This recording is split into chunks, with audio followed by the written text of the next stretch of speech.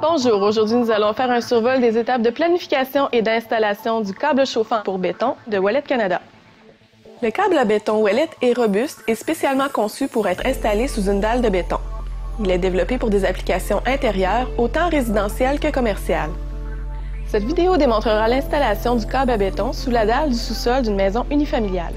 Ouellet offre deux types de câbles à béton, le OWCM en tapis et le OWCR en rouleau. Ce dernier étant la solution idéale pour les escaliers et les espaces restreints avec plusieurs obstacles à contourner. Le câble en tapis est fixé à un treillis de fibre de verre d'une largeur de 24 pouces et est espacé à intervalles réguliers de 6 pouces pour une densité de 11 watts par pied carré. Cette conception permet une installation simple et ultra rapide directement sur les panneaux rigides d'isolant thermique résistant à la compression. Afin de choisir la grandeur de tapis ou de rouleau approprié, vous devez tout d'abord évaluer la superficie des surfaces libres à chauffer. À partir d'un plan à l'échelle, Ouellet peut vous assister dans cette étape en vous offrant le service d'évaluation de superficie. Le câble à béton vous permet de faire du chauffage de surface ou par zone. Assurez-vous de mettre le thermostat dans le mode approprié.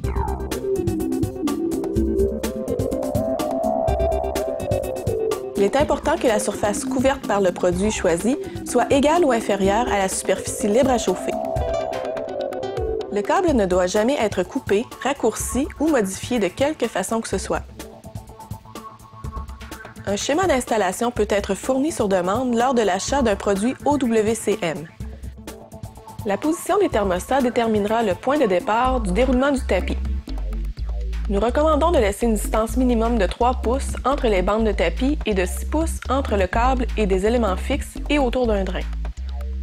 Prévoyez une zone tampon facilement accessible en fin de course pour placer l'excédent de câble en cas de besoin. En vous basant sur votre plan, tracez à l'aide d'un feutre ou de peinture en aérosol le périmètre des surfaces libres à chauffer. Avant d'entamer l'installation du câble, assurez-vous d'avoir le modèle approprié en vérifiant l'information inscrite sur l'étiquette. Aux fins de la garantie, vérifiez l'intégrité du câble. Une première mesure doit être prise avant de briser le seau de sécurité.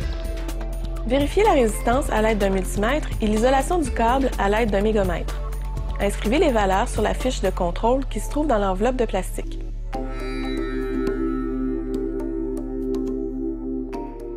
Enroulez l'étiquette autour du câble non chauffant. Passez ensuite la liaison froide dans le conduit installé vis-à-vis l'emplacement futur du thermostat. Le joint mécanique doit rester à l'extérieur du conduit et doit être bien enfoui dans le béton. Assurez-vous également que le bout du câble non chauffant reste bien au sec avant et pendant l'installation. Branchez l'indicateur de défaillance électrique inclus dans votre ensemble. Il vous assurera de l'intégrité de votre câble tout au long de l'installation. Cependant, nous exigeons que les mesures de vérification soient prises et enregistrées à chaque fin d'étape. À l'aide des broches de plastique ou de ruban adhésif, sécurisez l'extrémité du tapis avant de le dérouler. À la rencontre d'un mur ou d'un obstacle, découpez le treillis et réorientez le câble dans la direction prévue lors de la planification de l'installation. Utilisez les broches de plastique ou du ruban adhésif pour maintenir chaque extrémité du tapis au sol tout au long de l'installation.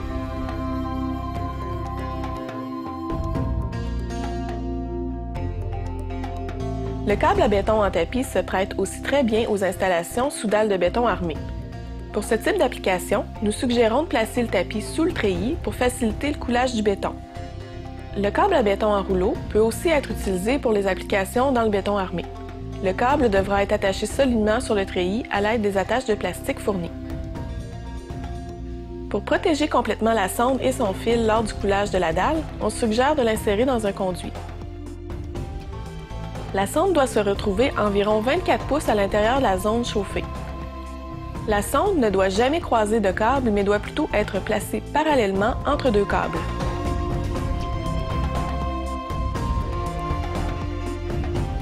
Une fois le tapis complètement déroulé, débranchez le détecteur de défaillance électrique et reprenez les mesures de vérification. Enregistrez les valeurs sur la fiche de contrôle. La construction robuste du câble permet de marcher dessus sans danger. Cependant, certaines précautions doivent être prises pour s'assurer de ne pas l'endommager avec les outils du chantier.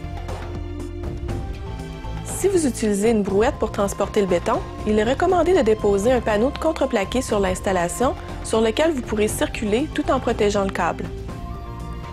Il est possible d'installer plusieurs types de couvre-plancher directement sur la dalle de béton chauffé.